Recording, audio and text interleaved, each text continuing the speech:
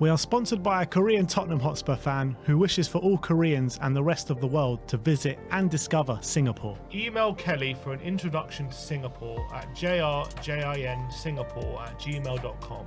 That's jrjinsingapore@gmail.com.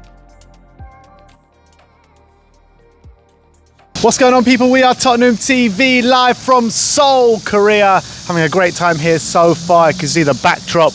Unbelievable setting here for this Tottenham update today. But you want to tell the viewers where we are? Well, we're right in front of Sokjeong River. You can see it's actually an artificial river, David was telling me. I was looking at it, thinking this river looks really odd. I was like, I can't tell what's weird about it. And he said it's artificial, that's why it looks weird about it. I don't know, it just looks weird. There's like a weird feeling to it. It does not, you can tell there's something off about the river, and it's because it's artificial. I can't tell. It looks like a beautiful river to me. It looks nice. I'm not saying it doesn't look nice. It just looked there was something off about it, and he said it was because it's artificial. There's nothing off about Sonny's hometown. And then this is Lotte Tower. I don't know if you can see it, but it's 134 stories high. So very, very big tower. So did the Shard take inspiration from that, or did that take inspiration from the Shard? Good question. They look very similar, don't they? Yeah, they do look fairly similar. But look, let's get into the Tottenham update. Actually, before we get into the update, I want to mention our hearts go out to everyone that was affected to the situation that did happen in Southport with kids dying and many injured. So, I mean, it's been talked about in all the mainstream media outlets all around the world at the moment. So, a very terrible situation. So, our hearts go out to everyone affected by that. But let's talk about the Tottenham update. And first up is an official move. Bryan Gil has joined La Liga side Girona on loan for the rest of the season. He has extended his contract at Tottenham now, and he's got a €15 million release clause. Yeah, and obviously he's not new, but it's now finally confirmed. I think it's a brilliant move for Bryan Gil. I really hope he does well then. He gets his career back on track, because it's been a really big shame watching his career stagnate, not get the opportunities he maybe should have got in a Tottenham shirt, seeing him not really trusted by any Spurs manager, and really being an afterthought ever since he joined Tottenham. And although it was probably a case of the wrong signing, because physically I think is he robust for the Premier League? I think, you know, those question marks are definitely still there, and at the moment the answer you probably have to say is no. But I also feel like if he ever got a consistent run in the team, and if he had a manager playing to his strengths, we could have seen a different Bryan Gil. And maybe timing sometimes in football is important, and the timing was never right for Bryan Gil at Tottenham, I felt. And even when he had his little period under Conte where he looked like he was getting into the first team, he then loaned him out straight away without letting him build on that. So it's a big shame how his career's panned out. But Girona is a brilliant move for him. A team high flying in Spain at the moment, really kind of building something like without major funds, but kind of the way they play attacking football. And Bryan Gil should really suit that. So hopefully they give him confidence. He can really get his career back on track. And look, either hopefully they trigger that option, 15 million, there'll be a bit of money back for the, obviously still a loss, but something back for the fee we outlaid. Yeah, he's got a lot to live up to going to Girona, with Savio going to Man City with a brilliant season he's had last year. So he's got big shoes to fill. We'll see if he can do it. But I'm a bit sad with this one, because I've always backed Bryan Gil. I've been a big believer of his talents ever since he's joined the club. It's been clearly evident in the last year, or if not more, that he's not going to make it here at Tottenham. But I've been clinging on to the fact that he would do, maybe up until he did go on that loan spell after when Antonio Conte was here. But a player with an immense talent, no doubt about it, absolutely immense talent. But you got to say that with all the signings that Paratici has brought in, that in that period, he's probably been the most disappointing out of the lot with the talent that he does have. I think it was 20 million plus Eric Lamela, which has got to go down as one of the worst pieces of transfer business that we've done in recent history. He was probably the first one, wasn't he? He was the first, so yeah. like quite funny how that panned out. Yeah. All right, so we do wish Bryan Gil the best of luck, and hopefully he can be a success out there in Spain with Girona. Let's talk about the Daily Emerson now. As Fabrizio Romano said yesterday, that Emerson Royal is expected to join AC Milan from Tottenham this week. There's one more round of talks set to take place on Monday, with AC Milan confident to get the green light. And then Corriere dello Sport says that Tottenham have identified Fiorentina. Sorry, I'll get into that a bit later, actually.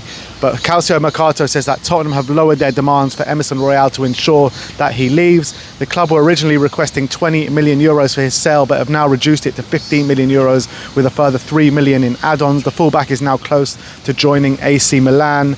And there was some stuff from Daniel Longo that I had as well, which let me just find here. Here it is. Milan today presented a 14 million offer to Tottenham for Emerson Royal. Spurs haven't given the green light yet, but are very close. Contacts also during these hours to reach the finish line. Talks between AC Milan and Tottenham for Emerson Royal are ongoing, with the feeling that soon white smoke will arrive and the player will join Milan. So it looks as though this is near the end of the saga. Do you think he plays tomorrow in the pre-season? I guess we'll have a good look at him at open training later to see what if he's going to be involved or not. I'm assuming he probably will be. I think if it's really close, probably not, to be honest. I think I've got a feeling he probably won't start. I know he started the last one, but if we're talking a few million and the negotiations are at the last stages, I reckon there's a good chance he doesn't play tomorrow, to be honest. So, Lewis, I don't think it's a big deal whether he does or he doesn't, but I don't think he does. But I've always said I do think this deal's going to get done with Milan. I've been pretty consistent on that. I think my first prediction was probably 15 million plus add-ons. So hopefully our prediction becomes to 4, because I think that's a good bit of value for him. And look, I do think this one is probably going to be coming to its conclusion sooner rather than later. I wouldn't be surprised if he leaves the tour early. Yeah, I hope so. I hope it gets done. It's a weird one, isn't it? Because he's also one of Paratici's first signings at Spurs. Because they were brought in the same window, were they, Brian Hill and Emerson, or was it a year later? No, he signed on deadline day. Yeah, it was the same window. That window, yeah. Yeah, so 2 out of that first window are going in this transfer window. Next up, Corriere dello Sport saying that Tottenham have identified Fiorentina right back Michael Kayode as the player they want to replace Emerson Royal. Fiorentina want 20 million euros to sell him, which is a strange one for me with the emergence of Jed Spence. Well, maybe we feel like we need a backup left back as well. And I know Spence can cover both, but yes, we're all very happy with the Spence resurgence. It doesn't mean he's our backup fullback and we can rely on him to play whatever position all the time. Like, I'd much prefer to allow Spence to focus on being right back and have a left back as well, and competing with a doggy who's more suited to that. As much as I know so you're saying Spence to compete at left back? No, right back. So who's going to compete at left back? This guy. He's a right back. Oh, he's a right back? Yeah. Oh, then that's confusing, yeah. Then I understand. I thought he's a left back, sorry. No, I don't really understand that. Look, unless Spence isn't staying. I don't know. That's the only thing I can think of. Who reported it? Corriere dello Sport. Yeah, well, there you go. It's probably rubbish. But look, he's a player that we have spoken about before. Had a really good season at Fiorentina last year. Up and coming right back. Has similar attributes to maybe a Destiny Udogie, but on the right-hand side. I'd love to see him... I'd love to see him come in if Spence wasn't emerging right now. But what I see with Spence, I think Spence can, compete on both sides. So maybe you've got Kayode and Spence to back up both right back and left back. Yeah, I mean, look, it depends what our plans are for Spence. Depends how much we trust Spence as well. He might be doing really well, and then that just builds up a bit more value. And someone comes in with a higher offer, and we do end up selling him even with a higher offer coming in. So as much as Spence is having a bit of resurgence, his future's still not 100% settled, and people got to remember that. Yeah.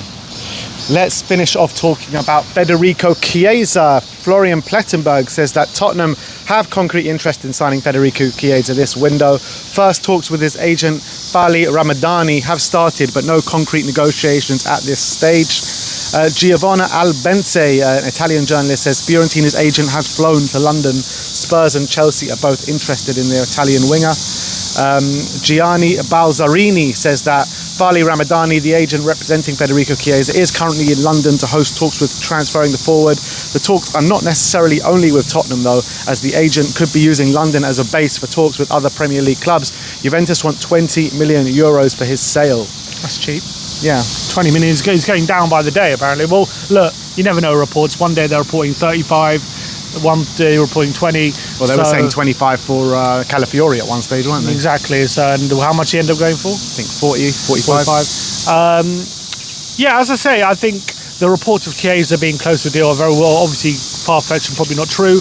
And I think the Plettenberg news probably suggests that. He says there is concrete interest but no concrete negotiations. So we have to wait and see if the interest is serious and we actually want him as one of our first choice targets, or if he's one of our backup options. For 20 million euros, I mean, that would be a very, very tempting deal to do. As I say, I don't want him personally. I don't want him as my main winger target. I think there are better targets for that position. If you're signing him plus another one, I think that's fine. I think it would be a good deal in that sense. But I don't know. I think I'd want to see us pursue other targets first. But maybe we have, and we can't get them through. I don't know what the workings are. But we do still have a lot of time between now and the end of the window, so I wouldn't jump at the chance of signing Chiesa right now. And if that means we lose out on him, then so be it. Yeah. Like I said, we've had these discussions so many times surrounding this tour about Federico Chiesa or other options at the winger situation. So I would like to see him through the door at 20 million. I feel like it could be a really good value deal for a player that has a lot of talent and a lot of potential to get back to his best. I feel like he can flourish in the Ange Postecoglou system, and I feel he can really get his career back on track at Tottenham. But we'll have to see how this one progresses. It does seem like there is interest from Tottenham, but there is going to be interest in other players as well. And I feel like the way that Johan Lang does his business, I feel like the players that we're going for aren't going to be in the forefront of the press, and I feel like this could be actually a bit of a smokescreen for players that we are actually going for. I agree. That's how things have tended out to be honest. Yeah. We've usually been heavily linked with someone, and then bam, with someone else we signed. Yeah. Well, that is your Tottenham update. We're off to the open training a bit later. We're going to be going live on the Korean channel when we're at open training, so go and have a look on there. But thank you everyone for watching us.